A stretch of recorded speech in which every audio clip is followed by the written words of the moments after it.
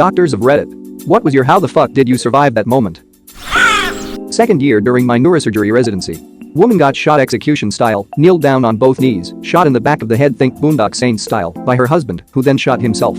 In the ER the patient was barely breathing and had hemoglobin of 5.0. There was so much scatter from the metal artifact on the CT of her head that we didn't know what we were getting into, but we brought her emergently to the OR to do an exploratory craniectomy. We made incision and took off a flap of this thick, mangled skull where she was shot in the back of her head. Her shards of skull tore a massive hole in her superior sagittal sinus, big brain vein, that we had to repair. We found some small fragments of bullet but no big slug. When I went back to repair the portion of skull we cut out to access her brain, I found the bullet embedded in her skull. As we get older, our skull thickens, but this girl was young. She had an abnormally thick portion of her skull in the area where she was shot. After the case was over I looked back at her CT, and it was a miraculous abnormality. The patient ended up surviving with no neurological deficits. She is a completely normal and high-functioning individual in society at this time. This strange thickened portion of her skull saved her life. If she would have been shot anywhere else in her head at point blank, she would have undoubtedly lost her life. I'm not one for fate or higher power, but this story always gives me goosebumps. Not a doctor, but I'm a firefighter, so I see my fair share of trauma. About a year ago, we responded to a call that went out as an individual who had a car fall on his face. He was hotboxing in his garage while working underneath his car that was supported by scissor jacks. Something to note, the car didn't have any tires on the front end where he was working. One of the scissor jacks had slipped out from underneath the car, and the whole weight of the car landed directly onto the side of his head with no tires to stop the fall. We got our rubber airbags out, lifted the car, pulled him out, and got him onto a stretcher. After taking 2,500 pounds of weight to the head, he somehow got out of it with a fractured orbital and a laceration on his cheek. I hate scissor jack, never trusted them. This is also why jack stands exist.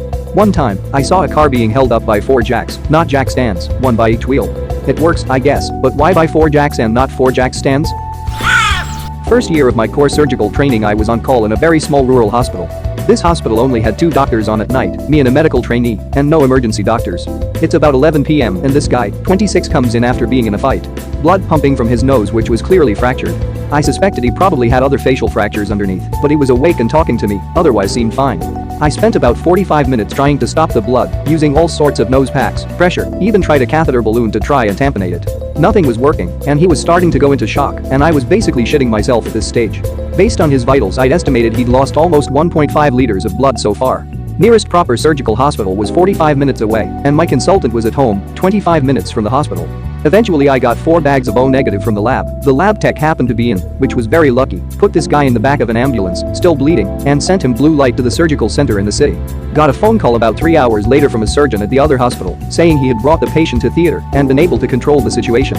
He was probably 15 minutes from dead. If you come into that kind of small hospital with that much bleeding, all stats say you're in trouble. The guy was very lucky his friends got him in so quickly. I was a surgical resident in a small town hospital. We got paged to see a patient for a speared piece of driftwood through the leg. We were thinking it was a nicked femoral artery and discussing if this poor kid needed amputation when we saw him. He was standing on the skewered leg taking a piss. Turns out the wood missed every single one of the vital vessels and no fracture, just muscular damage. Did you just come around a corner in the hallway and he was pissing on the wall, or did you chase him into the bathrooms? Probably a portable urinal. I just had an image of one of the bad boy Calvin car diesels with a piece of driftwood impaled in his leg. Junior doc on the trauma team. Doors to resus fly open to reveal a man carrying a second blood-soaked man in his arms. Get him onto a stretcher and it is clear he has gunshot wound to his chest and has gone into cardiac arrest, asystole. Chest compressions start and within minutes the A&E consultant is performing an open thoracotomy in order to start cardiac massage. Cardiothoracics join us quickly and get to work on the heart. A hole in the right ventricle is identified and plugged with the Foley catheter. All the while, bag after bag of O negative is being pushed into the patient in an attempt to replace everything that had pumped out of his heart and into his thoracic cavity. 15 to 20 mins into this the impossible happens. We get ROSC, the heart starts beating in its own. Patient is taken directly to theater where the hole is definitively repaired and bilateral chest drains are inserted to drain the blood filling his lungs, technically the pleural space. Somehow his heart continued beating, and after a couple weeks on ITU, the patient is returned to the trauma ward awake and alert. Several weeks, some mild hypoxic brain injury, and a gnarly chest scar later, and he walks off the ward with his dad, the man who carried him in. ETA definition of ROSC. I had a patient that attempted suicide with an R-15 under the chin. Put a hole in the soft tissues of the floor of his mouth, in his tongue, in his hard palate, and then split the hemispheres of his brain perfectly, finally popping out the top of his skull. He recovered fully. What were the ramifications of splitting the brain hemispheres?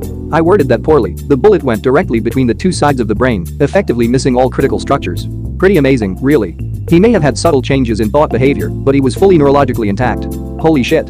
I didn't even think the space between the 2 hemispheres would be large enough for a bullet to zoom right through.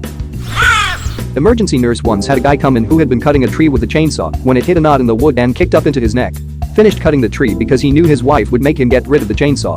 Put a towel on it and drove himself to the hospital. CT showed no vascular damage, simple washout and home the next day. One of the paramedics who saw him said to his patient, "That's a real emergency, why don't we ever get those?" Edit. Location Australia, Queensland. Reminds me of a story I heard from a teacher. He knew a farmer who got his hand caught in some machinery and mangled it up pretty good. Put a glove on over his hand to keep it one piece while he finished his work, then went to the hospital. Worked EMS in the Midwest for a spell. Can confirm, farmers are hardcore AF. Had a neighbor that was in the logging business. He was working alone, stupid, and wasn't wearing chaps. Saw kicked back and went into his thigh, barely missing his femoral artery. When he jerked it away from his leg, he hit the T and somehow broke the chain, which then wrapped itself around his face and neck. Mainly superficial damage there. He tied his leg off and drove himself to the nearest hospital that was over 50 miles away. This was in the 80s, so no cell phones, etc. Just ended up with some gnarly scars. Edit. I'm an idiot and can't spell. Hello, this is my thigh bakery where we sell freshly baked thighs. Ugh, these thighs are going straight to my thighs. Yeah, every chainsaw injury I have read at this thread are avoidable ones. Avoid kickback zones and cutting. Have better handling and body positioning. Wear chaps, etc. Too many idiots with chainsaws in the world. Every time I think this question, the answer is usually meth. One guy got hit in the face hard enough to let air into his brain cavity and was being an absolute arsehole, which seemed to be normal for him, and literally asked, "Got any meth?" when I offered some pain relief. To my understanding, he recovered without any need for surgery. The human body is both scarily resilient and scarily fragile. Last Sunday, I got vestibular neuritis. What this means is a single nerve in my head got an infection. One nerve. A tiny little nerve. That made my balance go haywire, resulting in a week of vomiting and being unable to stand or walk, and basically being a vegetable. But this guy lets fucking air into his brain cavity and is perfectly fine. Seems to me your problem was a lack of meth. Dude, meth is a hell of a drug. I've seen people practically invincible on that shit. It's insane. Humans are capable of much more than we realize because our body and brain limit what we do to prevent harming ourselves. And people usually underestimate what the human body can do. Pretty much anyone can bite a finger off or tear through clothes or skin with relatively little trouble. Back in the day when I could still practice martial arts, I'd see some really nasty cuts and tears when someone forgot to trim their nails. Enough so that a few times stitches were needed. I've seen a finger broken, then twisted, which drove the bone through the skin. The dude was left with pretty much just skin and some tendons keeping things attached. Can't really do that with the bigger bones in the body, at least not by hand, but humans are only considered non-dangerous animals in comparison to predators that evolve better physical weapons. The average human can kill another with bare hands pretty easily. The idea behind people on some drugs being extra dangerous is that they don't have those self-limiting protections. So they're able to use their full strength. That would indeed make them capable of some scary stuff. They have no fear of injury because they're mindless.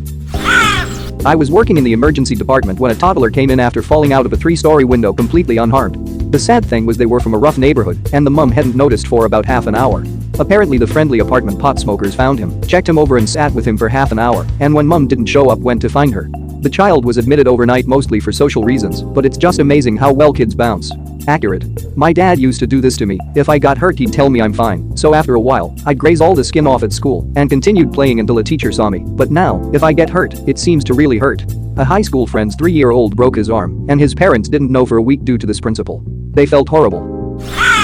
When I was small, around 4 or 5 maybe, don't remember the date, I got hit by 3 different cars in the span of 1 hour.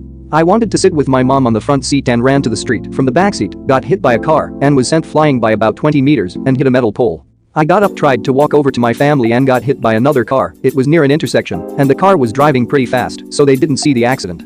At this point in time my family was freaking out, and all I remember is my mom going to the hospital with me, and the rest is blank until after I leave the hospital, I was fine. After I got out of the hospital I decided to run for some fucking reason and got hit by another car. I had a concussion and a nosebleed from this ordeal, but completely fine in every other way. Edit. For anyone wondering. I live in Mongolia and this happened over a decade ago, and I am now completely fine. I remember some odd details about the day of the accident, like what time of the day it was, around noon, because we were going to celebrate my mom's birthday, but can't remember other finer details like what year it was, since it really didn't matter to me. You can doubt it or call it fake, but it won't really change anything, so you can do it as much as you like. Just thought I would share a story of my retarded younger days that always gets a chuckle out of me when I remember it. With that being said, I'm ma show myself out cause I have unit to attend to. Not a doctor yet, but I worked in a trauma center as a scribe before starting med school. Basically, I was attached at the hip with a doctor to do their documentation. One guy wrecked his car into a wooden fence, and a wooden fence post went in his mouth and came out the back of his neck. It was the kind of fence post that was double the size of his mouth. It had basically pushed all of the important anatomy to the side as it impaled him. There were consulting doctors for like 10 different specialties working on this guy in the hospital.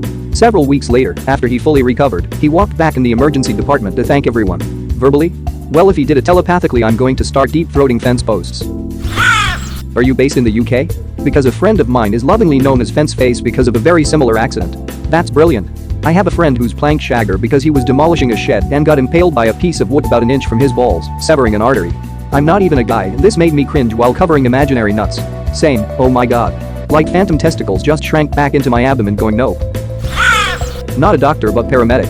Once went to car wreck where a drunk drove head first into the corner of a brick bridge at 100 miles per hour. Took a huge wedge out of the bottom of the bridge and left the car about 1/4 of its normal length. All the impact was on the driver's side. Turned up only 2 mins after the crash and fully expected it to be a fatality. Walked round to the driver's side and somehow he was fully conscious but squeezed into the only space left in the car. Took almost 3 hours to get him out and on extracting him out, he had absolutely nothing wrong with him other than being a pissed up arsehole. Still think how the fuck did he survive that? I've seen a photo of a similar situation. Serious accident, multi-car on a highway.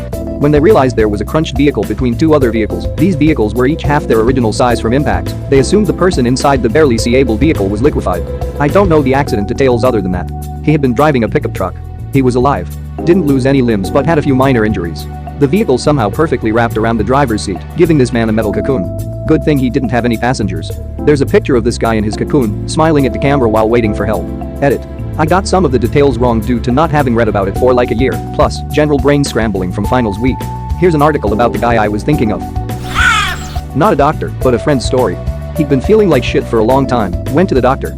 Doctor ordered a bunch of blood tests and ordered them on a rush basis. The lab calls the doctor to bitch him out. Why the fuck did you make us rush these tests? Doctor is confused. Lab is like, the guy is clearly dead, so what's the fucking rush? Doctor calls him, tells him to not drive, but to get himself to emergency ASAP. Guy was a type 1 diabetic, hadn't realized it until way later in life, and apparently his blood work suggested he was a corpse rather than a living person. He's still doing fine. I work in the lab and we have had several not compatible with life results, where the patient's body had so slowly become accustomed to the bad levels that they were actually doing only poorly instead of dead. The human body is a magical thing. Not a doctor, yet, but during one of my night shift as a medical student, I had to take in charge a patient who came to the ER for a car accident. Well, that's quite common. What is not is that he came by himself from 40 kilometers by calling a taxi because his car was absolutely wrecked in the accident. Normally, when your car ends up upside down, after 2 or 3 rollovers at 60 kilometers per hour, which the patient did, you are not really fine. However, he was totally okay. No broken bone, no head trauma, no abdominal pain, nothing. He just came to the ER because he had little dermabrasions over his knees and one elbow, and it hurts when it rubs against my clothes. 3 band-aids later, and he was good to go. Gotta be the seatbelt that saved him. ETA airbags probably too. And the 18-point harness and twin roll cages LOL. Not a doctor, but a fellow worker took a 35-pound steel plate, being propelled by 3,770 psi, equivalent to 188.5 car tires, to the face. Sent him 15 feet in the air and 40 feet back. Broke every bone in his face. Lived and back to work 8 months later. Edit. My math with car tires is awful. I'd meant to try and put it in terms I thought Redditors may understand. Also, TIL car tires optimal PSI rating is 30 to 35. It was 26 MPa. 5,500 meters hole with 2/7/8 tubing on a 6.5-inch cased hole with roughly 300 to 350 of 3-inch flowline to a 3-inch 10,000 psi rated manifold. It's a lot of pressure. How does that even happen? Natural gas well, flowing pressure of 3,500 psi on the tubing. The manifold valve had been compromised, high pressure, sand and gas does this, into the gear casing box. It wasn't fitted with a relief valve and was allowed to pressure up. When the operator went to shut in the valve, the build-up pressure from the well overcame the gear casing box and exploded. The worm screw and gears smashed his face to pieces. Since then all valve gear casing boxes are fitted with weeping holes or PSVs that allow for pressure to bleed off or seep out instead of exploding in some poor 21-year-old's face. Please tell me he sued the fuck out of the people responsible for the work site. Not for as much as he deserved. Our company, the oil company and the valve company conspired together. He ended up somewhere short of 80,000 Canadian dollars. Patient. Not as cool as most of these, but I was puking for 3 days straight before going into urgent care. I wasn't even going to go in, but my family said I looked awful and I eventually relented. They said I had appendicitis. Due to a mix-up I didn't get operated on for over a day later. When they went in, my appendix was gangrenous and had basically disintegrated. Turns out it had burst ruptured days ago. Normally, this floods your body with toxins and you die, but apparently my colon was positioned in such a way that it blocked that from happening. I was in the hospital for another week before my digestive system restarted and had to have bile pumped out of my stomach. All in all though, not a terrible experience. This sounds too similar to a Yelp review. Would almost die again, 7/10. Appendix burst, hospital accidentally didn't operate till a day later. I was full of poison and could have died, but it really wasn't that terrible. I was probably so full of good drugs I didn't really care. 7/10. If I died then maybe a 5. Intern year doing surgery, guy gets brought in for a gunshot wound to the head. He was working at a jeweler that got robbed. His co-worker was black bagged at the scene. He gets brought into the trauma bay, and it's pretty hectic because GSW to the head and well he's alive. Not only is he alive, he's following commands but not speaking, probably from the shock. Cops are giving us reports saying he was likely shot with a .357 snub nose they recovered at the scene. So we do our primary and secondary survey, and all this guy has is a single wood wound to his left frontal scalp where the bullet went in. So the team hasn't really seen something like this before. Sure, a GSW to the head wasn't new, but this guy was otherwise completely fine. The decision was made to get a quick frontal and late head x-ray to verify where the bullet was before proceeding to CT. Well, we don't see any bullet on the films. There's no bullet on the board or bed or within the patient's clothes. The man was shot in the head and the bullet bounced off his skull. CT showed no fracture even. It was wild, never seen anything like that since. So a common question I'm getting is, how do we know it was a GSW? He had gunpowder burns on his forehead around the wound. Sounds like it hit his skull at a tangential angle and basically damaged the skin, but grazed the bone. Unbelievable, unless he's Wolverine. I mean, that's a possibility. It could also have hit something first, ricocheted off and hit his head with much less force, enough to break the skin, but not the bone. I remember the patient having powder burns around the wound, so you're unlikely it ricocheted off something. This happened back in 2015, but definitely remember the powder burns and that detectives were present, which wasn't always the case. Looking back at it, it makes sense they were there. With the powder burn, they assume he may have witnessed the shooters since he was shot at point blank. I'm sure detectives say way crazier shit than us, or at least see it more often. I remember they couldn't believe it either. Thank you very much for watching. Don't forget to subscribe and like this video. Tell me what you dislike or love about this video, so please comment below and hit the bell icon so you're notified anytime a new video is released. This is a WeCrow Media production.